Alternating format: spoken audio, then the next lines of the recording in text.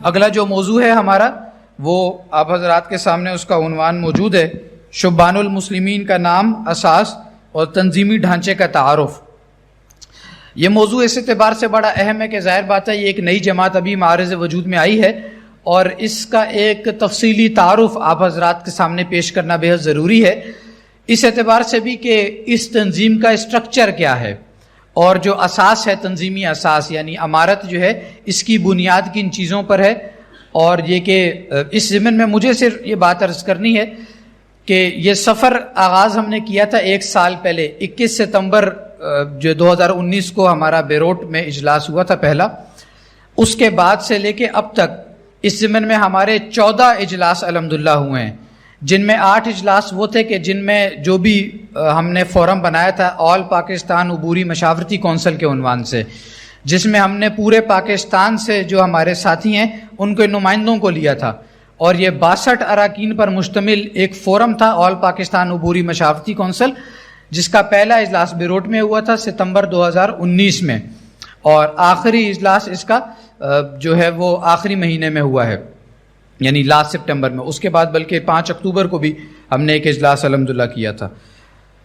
اب پھر یہ کہ اس کے 8 اجلاس ہم نے فزیکلی کیے، یعنی براہ راست شرکت اس میں رہی ہے تمام حضرات کی اراکین کی، اور اس کے علاوہ 6 اجلاس ایسے ہیں جو آن لائن ہم نے کیے کرونا وائرس کی وجہ سے، اور اللہ کا شکر ہے کہ تمام تر فیصلے ہم نے باہمی مشاورت سے کیے ہیں۔ یہ جو موضوع ہے اس پر باقاعدہ جو گفتگو ہے وہ ہمارے جو آزاد کشمیر کا زون ہے اس کے امیر ہیں جناب پروفیسر عبدالقیوم قریشی صاحب، تنظیم اسلامی سے طویل رفاقت رہی، ڈاکٹر اسرار احمد صاحب کے شاگرد ہیں، اور وہ اس موضوع کو آپ حضرات کے سامنے پیش کریں گے۔ میں ان سے گزارش کروں گا کہ وہ تشریف لائیں اور شبان المسلمین کا نام، اساس اور تنظیمی ڈھانچے کا تعارف وہ آپ حضرات کے سامنے عرض کریں۔ پروفیسر عبدالقیوم قریشی صاحب۔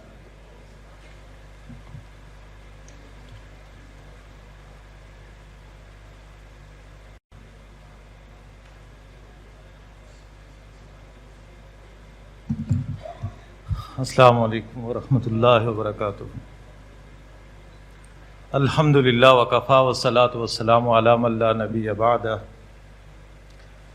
اما بعد فقد قال اللہ تبارک و تعالی اعوذ باللہ من الشیطان الرجیم، بسم اللہ الرحمن الرحیم، ان تتقوا اللہ یجعل لکم فرقانا،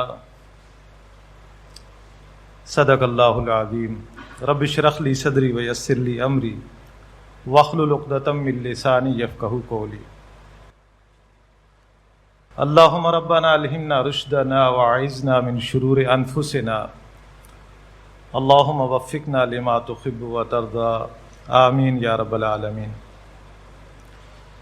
انتہائی قابل قدر میرے بزرگوں اور بھائیوں، اللہ کی رحمتیں ہوں ہم سب پر کہ ہم ایک مشترک مقصد کے تناظر میں اکٹھے ہوئے ہیں۔ اللہ تعالی ہمارا مل بیٹھنا قبول فرمائے، اور اس میں جو ہماری کمی کوتاہی ہے اس پر اپنی غفاریت کی چادر وہ ڈالے رکھے۔ ابھی جو مجھے آپ کے سامنے گفتگو کرنی ہے وہ ہے شبان المسلمین کے نام، اس کے نسب العین اور اس کے تنظیمی ڈھانچے کے تعارف کے حوالے سے،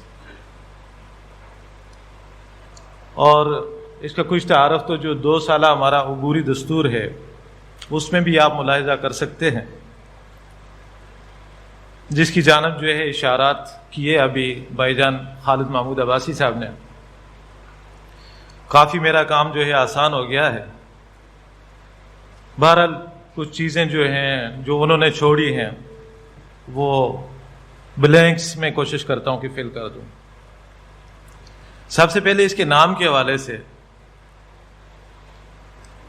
اس کے نام کے حوالے سے جو ہمارا عبوری مشاورتی کونسل کا اجلاس تھا 25 تا 27 جنوری 2020 کو، تو اس میں اتفاق رائے سے اقامت دین کے لیے قائم کی جانے والی جماعت کا نام شبان المسلمین رکھا گیا، اس پر اتفاق رائے ہوا۔ اور یہ لفظ آپ واقف ہیں کہ عربی زبان کا ہے، شابن، اسی سے شبان، اس کی جمع بھی کہتے ہیں کہ شاب نوجوان کو کہتے ہیں، اور بہت سارے نوجوان اکٹھے ہوں تو وہ شبان کہلاتے ہیں۔ اور ایک میری اپنی ذاتی رائے یہ ہے کہ یہ اس میں مبالغہ بھی ہے۔ جوانی بھی وہ جو اللہ کے راستے کی دیوانی ہو، اسلام کے راستے کے پروانے، جن کے اندر جو ہے جوانی کا وہ جوش جو نظریاتی ہوتا ہے، جو کبھی بوڑھا نہیں ہوتا، یہ اس سے متعلق ہے شبان المسلمین۔ اور فکری اعتبار سے نظریاتی لوگ کبھی بوڑھے نہیں ہوتے۔ کبھی آپ ہمارے محترم منیر صاحب کو دیکھ کے یہ نہ سمجھیں کہ وہ بوڑھے، وہ ہم سب سے زیادہ جوان ہیں ماشاءاللہ۔ ہمارے انجینئر عطا اللہ صاحب کو دیکھ کے کوئی یہ سمجھے کہ 37 سال وہاں گزارے ہیں تو یہاں کیا کریں گے، نہیں، وہ ہم سب سے جوان ہیں۔ نظریے کے ساتھ ان کی وابستگی، کمٹمنٹ، وہ ہر شک و شعبے سے بالا تر ہے۔ تو نظریاتی وجود وہ باقی رہتا ہے تحریکوں میں، نظریے کے ساتھ وابستگی کے حوالے سے۔ پھر اس نام کے انتخاب کی کچھ وجوہات بھی ہیں۔ وہ اس طرح سے ہیں کہ ڈاکٹر برہان احمد فاروقی رحمہ اللہ، آپ کو پتہ ہے کہ ان کا جو فکر و فلسفہ ہے وہ اچک لیا ہے منہاج القرآن والوں نے، اور اسی پہ پھر جو ہے انہوں نے اپنی سارا وہ تانا بانا اور عمارت کھڑی کی ہے۔ یہ وہ شخصیت ہے۔ ان کی ایک تالیف ہے علامہ اقبال اور مسلمانوں کا سیاسی نصب العین۔ یہ سارا تذکرہ اس میں موجود ہے۔ اس تذکرے میں یہ لکھا ہوا ہے کہ علامہ اقبال نے اپنی زندگی میں اعلاء کلمت اللہ کے لیے جو جماعت بنائی تھی، اس کا نام انہوں نے جمعیت شبان المسلمین رکھا تھا، کیونکہ علامہ اقبال کے ہی توسط سے برصغیر پاک و ہند میں اسلام کے انقلابی فکر کا احیاء عمل میں آیا تھا۔ اس لیے اس مقصد کے لیے قائم کی جانے والی اجتماعیت کے لیے اس نام کے انتخاب کا مقصد ان سے اس فکری تعلق کا اظہار تھا اور اس ضمن میں ان کی کاوشوں کو خراج تحسین پیش کرنا تھا۔ نمبر 2، اب ایک ڈاکٹر صاحب نے خود کہا، اللہ ان پر رحمت نازل فرمائے، اور اس محفل میں کہا جس میں کہ ڈاکٹر جاوید اقبال بھی تھے۔ اس تقریر کا عنوان تھا روشن خیالی کا موجودہ تصور اور اسلام۔ اور ڈاکٹر صاحب ان دنوں بڑے ایک عذر تھا ان کا، وہ کھڑے نہیں ہو سکتے تھے، آپ کو بھی معلوم ہے آخری عمر میں یہ عارضہ زیادہ شدت سے لاحق ہوا تھا۔ لیکن ڈاکٹر صاحب کو جب ڈاکٹر جاوید اقبال صاحب نے جو ہے گفتگو فرمائی تو اس کے بعد جو ہے ڈاکٹر صاحب کو اس پر شدید جو ہے وہ تحفظات تھے۔ تو آپ نے اپنے ان جذبات کا اظہار پھر کرسی پر بیٹھ کر نہیں بلکہ کھڑے ہو کر جو ہے، یعنی شبان بن کر جو ہے وہ کیا تھا، اور کہا تھا کہ جاوید اقبال سے کہ آپ تو ان کی صلبی اولاد ہیں، لیکن ضروری نہیں ہے کہ صلبی اولاد ہی جو ہے اپنے والد کی فکر اور اس کی سوچ کے ساتھ کامل جو ہے وفاداری کا مظاہرہ کرے، اور میں نہیں سمجھتا کہ آپ نے کیا ہے۔ میں ہوں فرزند اقبال، اور اب میں آپ کو بتاتا ہوں کہ روشن خیالی کا موجودہ تصور اسلام کے ساتھ اس کا کیا تعلق ہے۔ تو یہ ہیں وہ شخصیت کہ انہوں نے اپنی زندگی میں اس خواہش کا اظہار کیا تھا کہ اگر تنظیم اسلامی نام رکھنے سے پہلے مجھے معلوم ہو جاتا کہ علامہ اقبال کی جو ہے خواہش، جس کا جو ہے کسی درجے میں ظہور بھی ہوا تھا لیکن وہ ماہ کامل نہ بن سکی، وہ جماعت جمعیت شبان المسلمین، تو ڈاکٹر صاحب فرماتے ہیں کہ اگر پہلے مجھے معلوم ہوتا تو میں اپنی قائم کردہ جماعت کا نام بھی تنظیم اسلامی کے بجائے شبان المسلمین رکھتا۔ پھر عبوری کونسل کے تمام ممبران، جن میں سے اکثر اب یہاں جو لوگ تشریف فرما ہیں وہ شبان کی قیادت میں شامل ہوں گے انشاءاللہ، ان کے لیے ڈاکٹر اسرار احمد رحمہ اللہ، آپ کے لیے، میرے لیے، وہ تو ہماری رگوں میں دوڑنے والے خون کے ساتھ ان کی تربیت، ان کی فکر، ان کا جوش، ان کا جذبہ، ان کی آرزوئیں وہی ہیں جو ہمیں جو ہیں متحرک رکھے ہوئے ہیں۔ تو ہمارا ایک جو ہے قلبی اور ذہنی اور تحریکی تسلسل ڈاکٹر صاحب کے حوالے سے بھی اس نام کے ساتھ جڑ جاتا ہے۔ پھر اس میں ایک دلچسپ بات اور بھی ہے کہ تنظیم اسلامی کے سابقہ امیر محترم حافظ عاکف سعید صاحب، انہوں نے بھی جو ایک چھوٹا سا مقالہ تھا علامہ اقبال کی آخری خواہش، اس میں انہوں نے ڈاکٹر برہان احمد فاروقی کے حوالے سے سب سے پہلے منظر عام پر لایا۔ یہ ان کا کنٹریبیوشن ہے اور حقدار کو اس کا حق دینا چاہیے، اور حقیقت ایسا ہے کہ اگر وہ یہ کام نہ کرتے تو یہ شبان المسلمین کا نام شاید تنظیمی حلقوں میں اتنا جو ہے وہ مانوس یا معروف نہ ہوتا۔ نمبر 3، علامہ اقبال کی توقعات زیادہ تر وابستہ تھیں نوجوانوں کے ساتھ، اور انہوں نے نوجوانوں کو شاہین بننے کا درس دیا۔ اس کی وجہ یہ ہے کہ شاہین کی کوئی صفات ہیں جو میں آپ کے سامنے رکھ دوں۔ یہ بڑا خوددار اور غیرت مند پرندہ ہوتا ہے، کبھی یہ دوسروں کا مارا ہوا شکار وہ نہیں کھاتا، یہ اپنا رزق جو ہے وہ یہ خود تلاش کرتا ہے، یہ اپنا آشیانہ نہیں بناتا، تنہائی اور خلوت پسند ہے اور تیز نگاہ ہے، اور تنہائی اور خلوت پسندی آپ کو سیرت میں بھی ملے گی، لیکن وہ بڑی پروڈکٹیو جو ہے وہ تنہائی تھی، خلوت پسندی تھی۔ در شبستان ہیرا خلوت گزید قوم و آئین و حکومت آفرید، نبی صلی اللہ علیہ وسلم کے چلے کا حاصل کیا تھا؟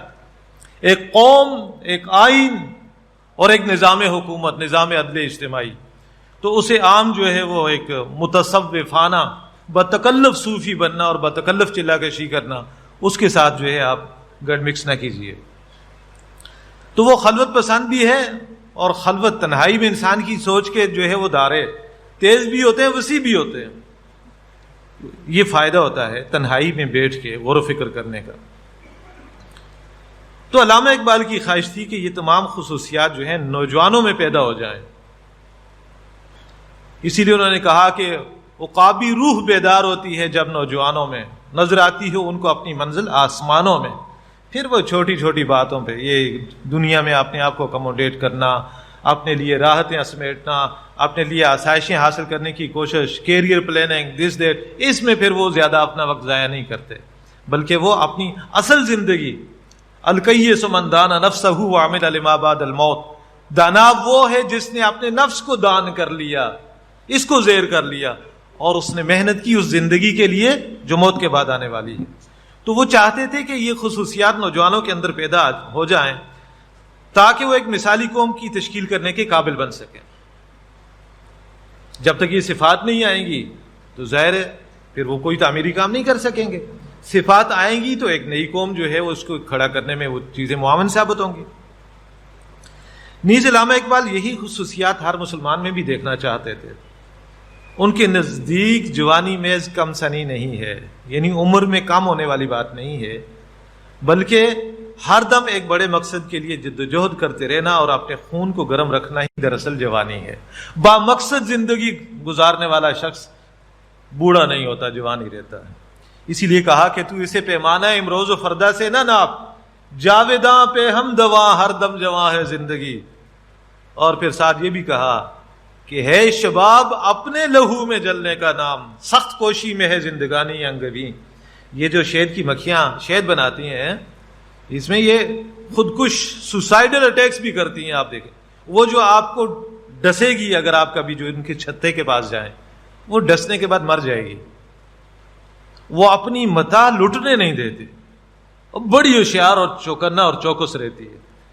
بالکل اسی طرح جس طرح ہم شبان اپنی متاع کو لٹتے دیکھ کر 30-32 سالہ تعلق پر پاؤں رکھ کر اللہ کی رضا کے لیے وہاں سے نکل آئے، کسی شے کو پاؤں کی بیڑی نہیں بننے دیا۔ فالحمدللہ علی ذالک والمنہ، ہمارا کوئی کمال نہیں ہے، یہ اللہ سبحانہ و تعالیٰ کی رہنمائی ہے۔ چنانچہ فکر اقبال کی روشنی میں ہمارے نزدیک شبان المسلمین کا مطلب ایسے مسلمانوں کی جماعت ہے جو اعلاء کلمت اللہ کے عظیم مقصد کے لیے ہر دم سرگرم عمل رہے. آپ جہاں بھی ہوں، جس ماحول میں بھی بیٹھے، آپ کو الگ سے کوئی جو ہے ماحول چاہیے ہی نہیں ہے. جو آپ کا دائرہ کار ہے، جہاں آپ دنیا میں رہ رہے ہیں، جہاں آپ کی تشکیل ہے، جن لوگوں کے درمیان اللہ نے آپ کو جو ہے پروان چڑھایا ہے، وہی لوگ زیادہ مستحق ہیں اس بات کے. انہی کا حق ہے آپ پر کہ آپ اپنا دعوتی کام ان کے درمیان کریں، چاہے آپ دکان پہ بیٹھے ہوں، چاہے آپ دفتر میں ہوں، چاہے آپ گاڑی چلا رہے ہوں، چاہے آپ کچھ بھی ہوں. وہ عالم لوہار صاحب کا ایک نغمہ تھا پرانے زمانے میں، کبھی کبھی جو ہے ہم گاڑی میں بیٹھے تو کان میں پڑ جاتی ہے چیز، بندہ مکڑی تولے تکڑی ہر دم جپتا رہے نام مولا نام، ہاتھ کارول تے دل یارول. آپ جہاں ہیں وہیں آپ اللہ کے بندے ہیں، وہیں آپ نے کام کرنا ہے. جن لوگوں کی آپ نفسیات سے واقف ہیں، جن کے جو ہے سوچ کے دائرے آپ کے سامنے ہیں، جن کی مشکلات، جن کے جو ہے سارے معاملات آپ کے سامنے ہیں، آپ ان سے واقف ہیں، تو پھر آپ ان معاملات اور مسائل اور ان سہولتوں کے تناظر میں ان کے سامنے بات رکھیں گے تو یہ آپ کے لیے سہولت ہوگی، ہمارے لیے سہولت ہوگی. نمبر 2، نصب العین. یہ تو اس کے نام اور اس کے پس منظر کے حوالے سے گفتگو تھی. شبان المسلمین کا نصب العین کیا ہے؟ حزب اللہ کو جو نصب العین ہے وہی شبان المسلمین کا نصب العین ہے، جو سورہ مجادلہ میں آیا ہے. بالکل اس کے آخر پہ آپ نے کئی دفعہ اس کا درس بھی سنا ہوگا. یہ ایک واضح جو ہے لائن ڈرا کرنے والی بات ہے. لا تجد قوما یؤمنون باللہ والیوم الآخر. آپ نہیں پائیں گے کسی قوم کو جو اللہ اور یوم آخرت پر ایمان رکھنے والی ہو، یعنی دعویٰ اس کا یہ ہو کہ میں اللہ کو اپنا رب مانتا ہوں، مجھے اللہ کے سامنے کھڑے ہونے کا یقین حاصل ہے. اور کہاں کھڑے ہونے کا؟ آخرت میں. اللہ پر ایمان، آخرت پر ایمان. تو نہیں پائیں گے آپ کسی قوم کو جو اللہ اور یوم آخرت پر ایمان رکھتی ہو کہ وہ محبت رکھیں ان لوگوں کے ساتھ جو دشمنی پر کمر بستہ ہوں اللہ اور اس کے رسول کے ساتھ، بھلے وہ ان کے آباء و اجداد ہوں، ان کی اولادیں ہوں، ان کے بھائی ہوں یا ان کے رشتہ دار ہوں. یہی ہیں وہ لوگ کہ جن کے دلوں میں اللہ سبحانہ و تعالیٰ نے ایمان کو لکھ دیا ہے، راسخ کر دیا ہے، اور اپنی طرف سے ایک روح کے ذریعے سے، نہ نظر آنے والی جو خیر کی قوت ہے، ملائکہ، ان کے ذریعے سے ان کی تائید بھی کی ہے.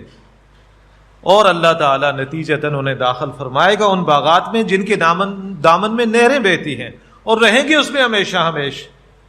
اللہ ان سے راضی ہو گیا اور وہ اللہ سے راضی ہو گئے. یہی ہے اصل میں حزب اللہ، جو اللہ کی غیرت میں زندہ رہنے والی ہے. میری زندگی کا مقصد تیرے دین کی سرفرازی، میں اسی لیے مسلمان، میں اسی لیے نمازی.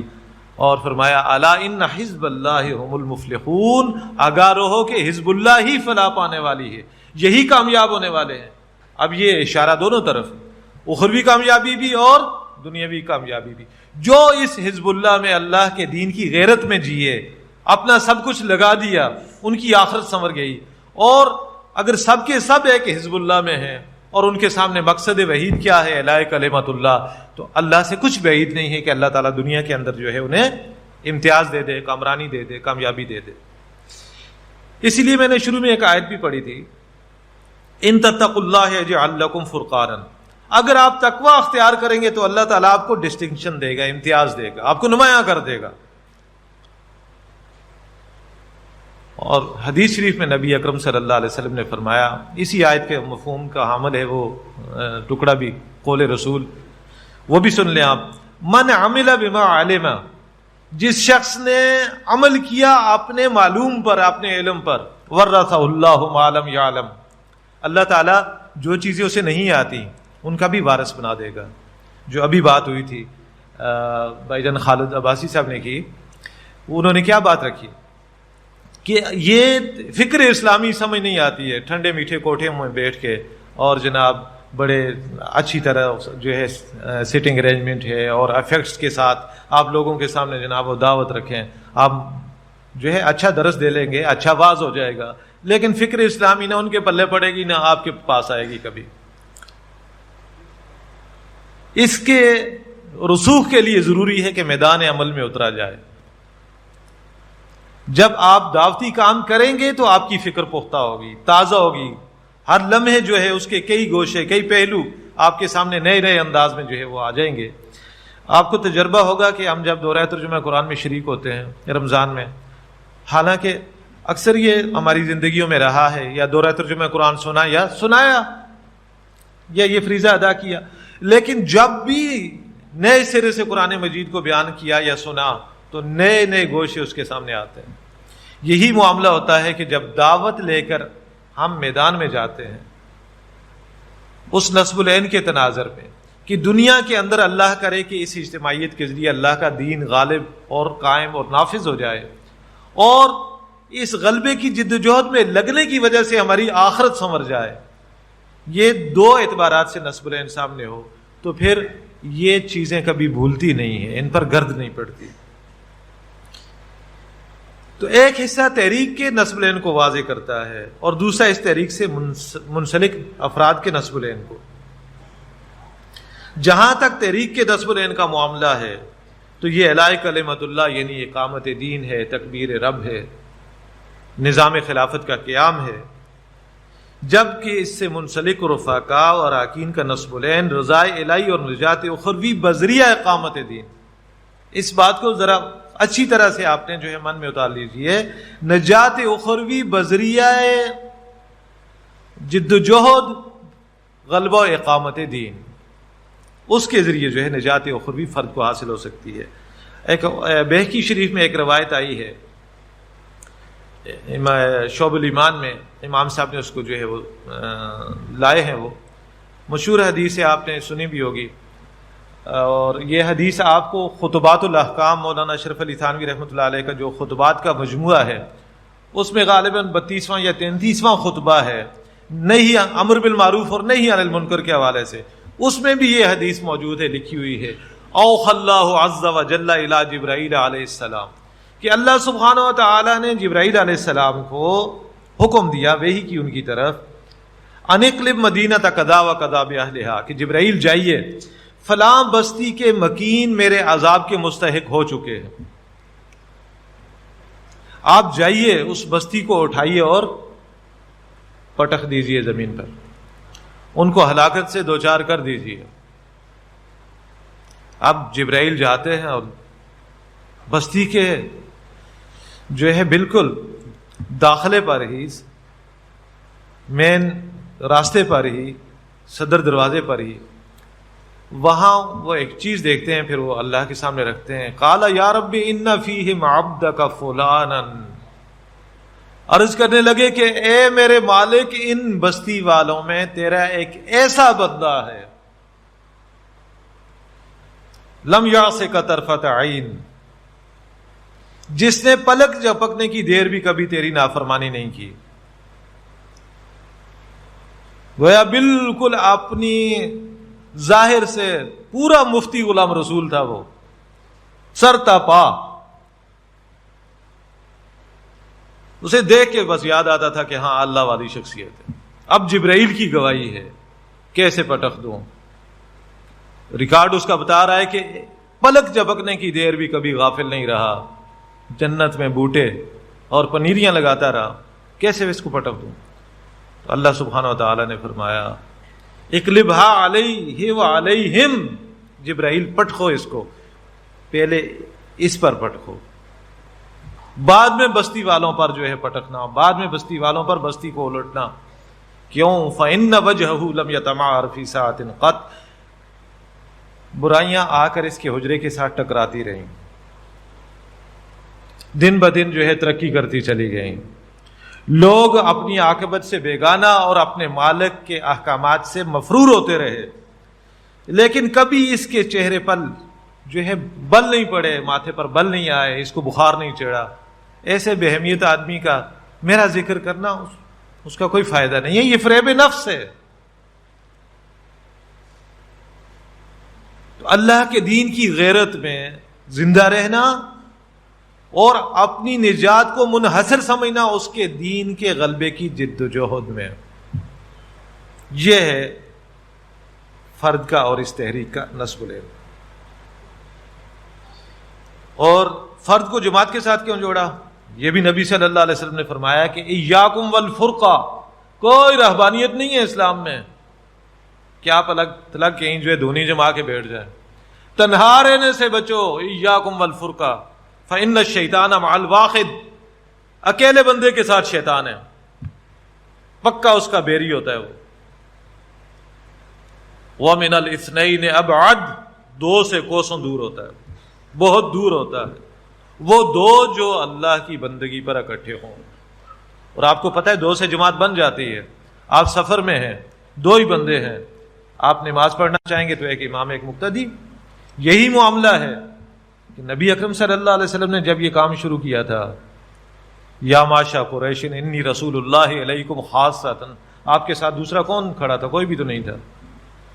وہ تو بعد میں پھر صدیق اکبر اور حضرت خدیجہ اور حضرت علی رضی اللہ تعالیٰ عنہم اور حضرت زید رضی اللہ عنہ وہ ایمان لائے. جب پہلی دفعہ کھڑے ہوئے ہیں تو آپ کے دائیں بائیں تو کوئی نہیں تھا. انی رسول اللہ علیکم خاصہ. اس لیے جماعتی تصور، اسے آپ یہ نہ سمجھیں کہ بہت بڑا جتھا ہو آپ کے ساتھ. اکیلا آدمی بھی اگر اللہ کے دین کے لیے کھڑا ہے. ان ابراہیم کان امۃ قانتا، ابراہیم علیہ السلام اکیلے پوری امت کے برابر.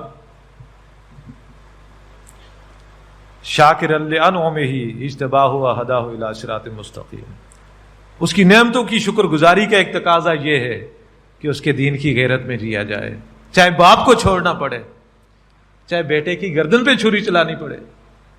بڑا پیارا شعر ہے، مجھے یاد نہیں ہے کس کا ہے.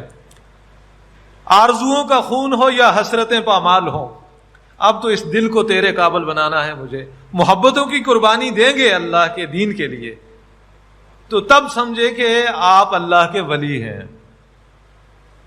ورنہ لوگوں کے لیے بھی دھوکے کا باعث ہیں، اپنے لیے بھی دھوکے کا سامان ہے. بے شک آپ جتنے ہی جو ہے ولی اللہ نظر آتے ہوں بظاہر دیکھنے سے، دھوکہ ہے، فریب نفس ہے، اور لوگوں کو بھی فریب دینا ہے. تو آرزوؤں کا خون ہو یا حسرتیں پامال ہوں، اب تو اس دل کو تیرے قابل بنانا ہے مجھے. دل کو کیوں قابل بنانا ہے؟ ساری محبتیں وہ تو یہیں آ کے ڈیرا جماتی ہیں نا. اب اس کو خالی کرنا ہے اللہ کے لیے، اللہ کے دین کی محبت کے لیے اور اللہ کی محبت کے لیے. اس لیے کہ ہم ختم نبوت اور تکمیل رسالت کے لازمی اور منطقی نتیجے کے طور پر ہم اس زمین پر اللہ کے رسول ہیں. بے خبر تو جوہر آئینہ ایام ہے، تو زمین پر خدا کا آخری پیغام. اب کوئی نبی اور رسول نہیں آنا. اب اللہ کا تعارف بھی آپ کے اور میرے ذریعے، نبی اکرم صلی اللہ علیہ وسلم کا تعارف بھی آپ کے اور میرے ذریعے. تو یہ ہے نسب العین کے حوالے سے گفتگو. اور قرآن مجید میں ایک اور اشارہ بھی ہے، میں اس طرف بھی آپ کی توجہ دلا دوں. حکم ہے کونوا مع الصادقین، سچوں کے ساتھ ہو جاؤ. سچے کون ہیں؟ وہ ترمذی شریف کا جو آپ باب بیان کرتے ہیں، جو بیان القرآن کے نئے ایڈیشن سے نکال لیا گیا ہے، پرانے میں تھا، اس میں یہ حدیث مذکور ہے فضائل قرآن میں. من قال بہ صدقہ، جس کے کلام کا ذریعہ قرآن بن گیا وہ سچا ہے. جس اجتماعیت کی دعوت کی جو ہے وہ ذریعہ قرآن مجید ہے، وہ سچی اجتماعیت ہے. جو قرآن کو ذریعہ دعوت بناتے ہیں وہ سچے لوگ ہیں، ان کے ساتھ ملو. تو یہ اجتماعیت کی طرف ایک اشارہ ہے. اور اس کے لیے ایک شخصیت کا آپ کو جو ہے حوالہ دے دوں. مستری صدیق صاحب کا نام آپ نے سنا ہوگا، کچھ لوگوں نے شاید پڑھا بھی ہو، اور رداد جماعت اسلامی میں ان کا تذکرہ آتا ہے. انجینئر تھے لیکن انگریزی سے نفرت کی وجہ سے مستری کہلواتے تھے. یہ وہی شخصیت تھی جنہوں نے ابوالکلام آزاد رحمہ اللہ سے جو ہے حزب اللہ بنوائی. لیکن حزب اللہ جو ہے وہ میرے خیال میں 8 برس کے بعد جو ہے جب مرحوم ہو چکی، تو پھر انہوں نے اپنا دست شفقت رکھا مولانا مودودی رحمہ اللہ پر. جماعت اسلامی بنوائی. پھر جب جماعت اسلامی نے بھی کانٹا بدل لیا تو پھر یہ مہاجر ہو کے یہ میرے خیال میں چکوال کے پاس سون سکیسر کی پہاڑیاں وہاں چلے گئے تھے. تو انہوں نے ایک بات فرمائی تھی کہ ایمان سے پہلے کفر ضروری ہے. الکفر بالطاغوت فمن یکفر بالطاغوت ویؤمن باللہ. یہ نفی اور اس بات لا الہ الا اللہ وہ والی بات ہے کہ تمام معبودان باطل کی نفی سے اللہ کا اس بات ہوتا ہے. اسی طرح تمام باطل نظریات کے انکار سے اسلام کا اقرار ہوتا ہے. آپ چاہیں کہ ادھر بھی کچھ نقصان نہ ہو, ادھر بھی میں جڑا رہوں اور رند کے رند رہے اور ہاتھ سے جنت بھی نہ گئی, یہ والا معاملہ ہو, ایسا نہیں ہو سکتا. وہ کہتے ہیں کہ آپ کو تو کفر کرنا پڑے گا, چاہے وہ طغیانی اپنے نفس کی ہو, شیطان کی ہو, یا سوسائٹی کی ہو, یا اپنے عزیزوں کی ہو. ان سب سے آپ لا تعلقی کریں گے تو آپ کے اندر ایمان کا جو ہے بوٹا پودا وہ جڑ پکڑے گا, ادروائز وہ ایک خواب ہی رہے گا.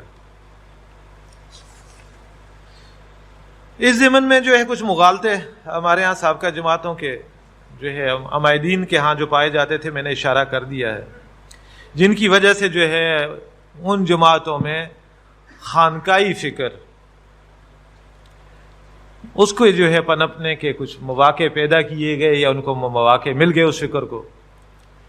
اس طرز عمل سے یہ خانقائی جو ہے فرار, اسکیپزم, اس کا دروازہ بند ہو جائے گا.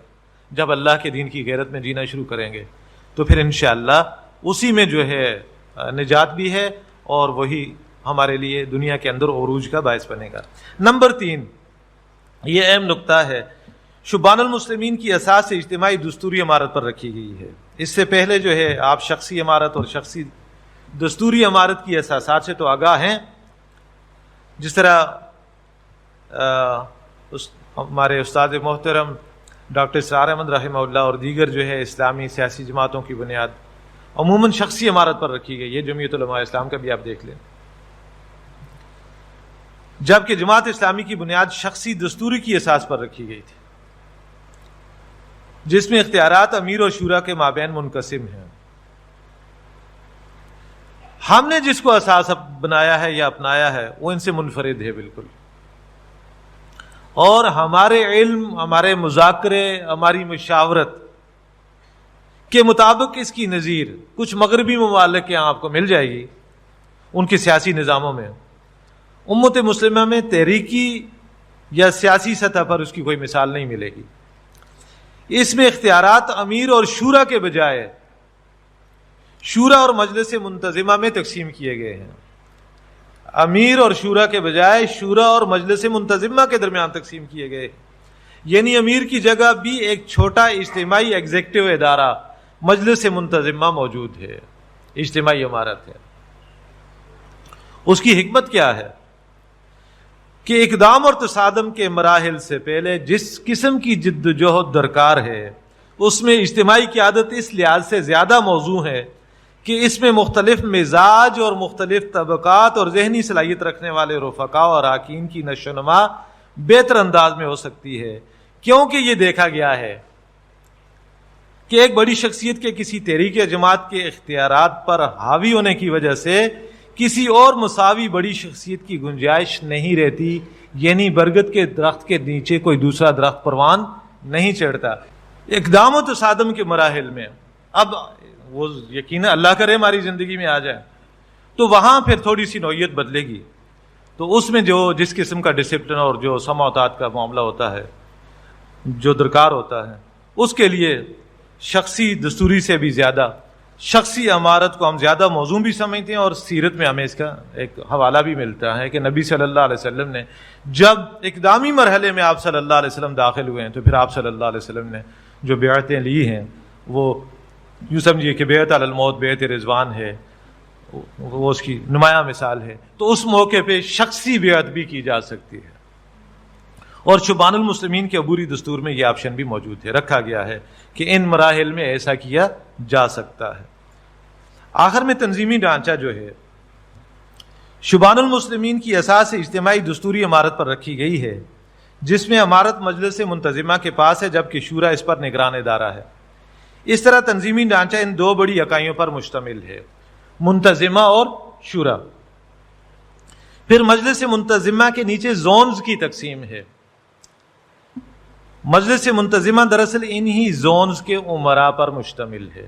مجلس منتظمہ میں یہ جتنے بھی زون الامراء ہیں وہ ان پر جو ہے مشتمل ہے۔ مجموعی طور پر ہمارے پیش نظر یہ ہے کہ زیادہ سے زیادہ 7 زونز ہونے چاہیے، جبکہ ابھی صرف 5 ہیں،